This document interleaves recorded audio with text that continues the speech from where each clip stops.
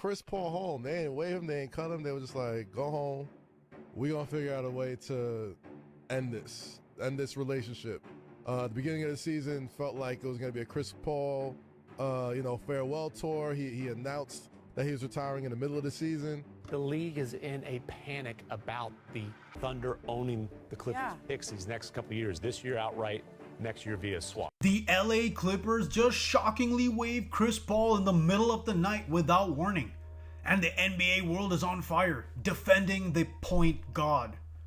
But as stupidly confusing as this looks, I am here to provide some clarity. This was no accident. Because this wasn't the Clippers doing Chris Paul dirty. This wasn't some cap move. This wasn't intended disrespect. This was Chris Paul doing what Chris Paul always does. Wearing out his welcome with his toxicity.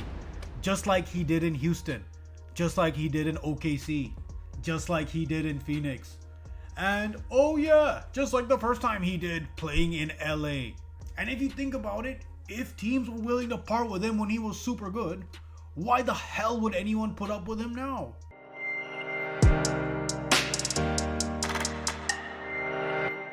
Every stop, literally every stop, ends the exact same way. And look man, this isn't some Chris Paul hate piece. This channel, it's about the facts. We can't get into the feelings of the who's and the whys and the woulda, coulda, shoulda. These are the facts. Players have tired of playing with Chris Paul. Coaches got fed up with him on every stop. Front offices wanted a new direction, a clean break. And each time, fans are pretending it's some freaking mystery. It's not. Chris Paul's leadership style is freaking brutal, and the NBA has changed. He leads through tough love, confrontation, and constant accountability. That works when you're the best point guard alive. But it does not work when you are 39, slower, and still talking to everyone like they're rookies. So let's go through the evidence, shall we? The first LA stint. People forget how messy Lob City really was. Yes, we remember the dunks. Yes, we remember the 50-win seasons. But behind the scenes, chaos. And that's why this stacked team never actually did anything in the playoffs. Chris Paul didn't get along with anybody. Not Blake Griffin, not JJ Redick, not even DeAndre Jordan, who literally tried to leave the team in his prime because he didn't want to deal with Chris anymore. They had to borderline kidnap DeAndre Jordan in Dallas just to convince him to stay. Think about that. A franchise center chose running away over playing with Chris Paul. Playing with him was that bad. And think about the overarching theme that Chris Paul brought LA Clippers into relevance. And still they wanted to move away from him. Then Houston. This was supposed to be the perfect partnership. Harden plus CP3, two MVP level guys. One guy who's ball dominant, the other who loves getting people the ball. But by year 2, Harden wanted him gone. They barely spoke. The famous quote, "You can't coach me like that." Arguing in the playoffs. Remember in the Western Conference Finals against Golden State, Chris Paul is like trying to energize James Harden, being like, "Why aren't you enjoying this?" Yeah, no. The Rockets chose Harden's personality over Paul's weird leadership, authority, condescension. And so he was out. And a lot of questions followed Chris Paul at this point. But then OKC happened. He was great. He was a mentor to Shea. He rebuilt his value. But even then, in the lowest controversy point in his career, the Thunder looked at the future and said, "Cool, thanks Chris. Please leave now."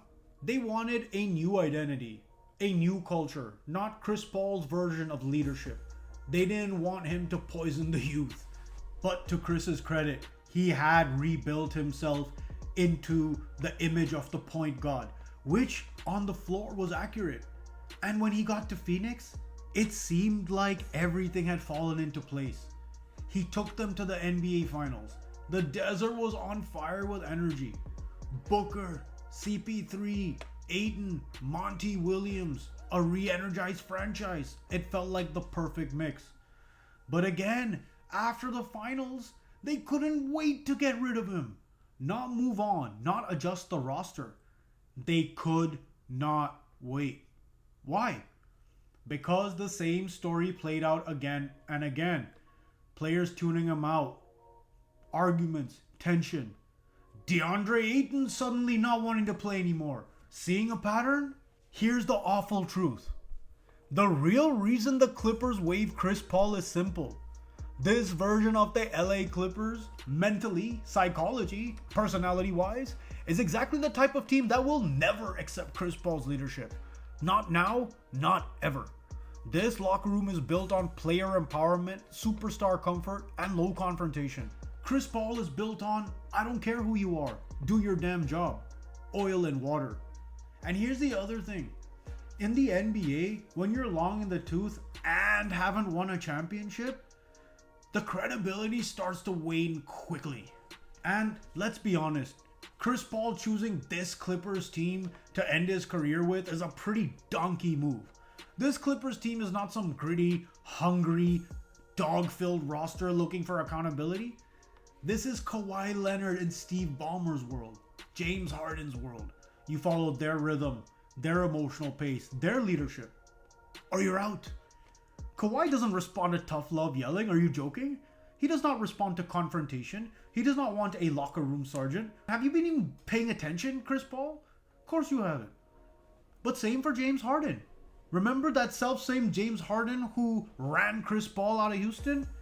Fool me once, shame on you. Fool me twice. You know what that saying is. Chris Paul thought he could walk in and start doing the CP3 thing. It's 2013 and he's the point guard. Honestly, it was dead on arrival. Remember the bubble? Pat Bev screamed in Kawhi's face after they blew that 3-1 lead, yelling, "You're lucky we were in the bubble." And then what happened? He was gone immediately. And Pat Bev was a good contributor to that team.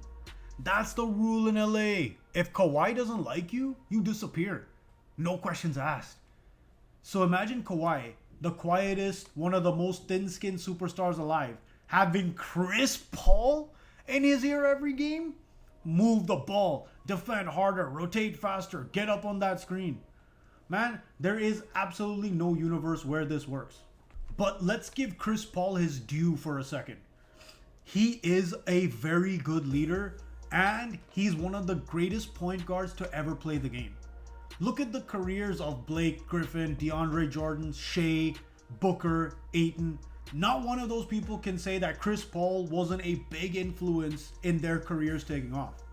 But at the same time, the dark side of his leadership is the longer you play with him, the more he drains you emotionally.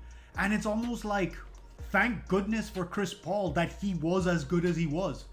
Because if he wasn't, who knows how short his career might have been.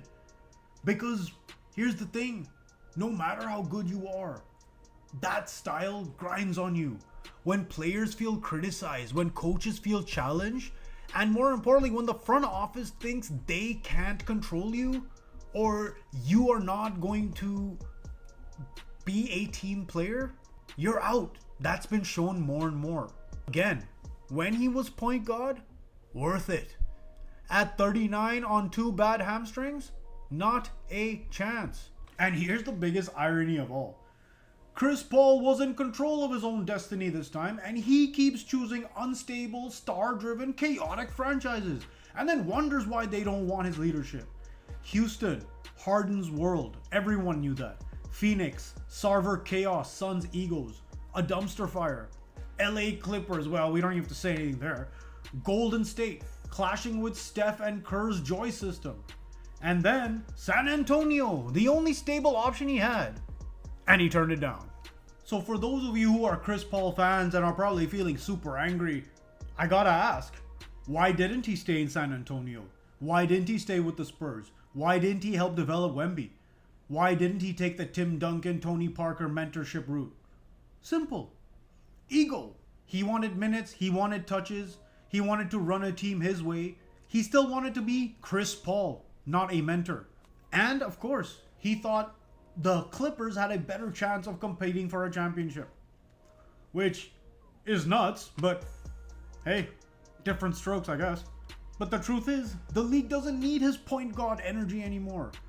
They need chemistry. and CP3 is like a detonator for anything resembling chemistry. And that's the tragedy of Chris Paul. His greatest gift, his mind, his leadership, his demand for excellence became the very thing that destroyed every team he touched.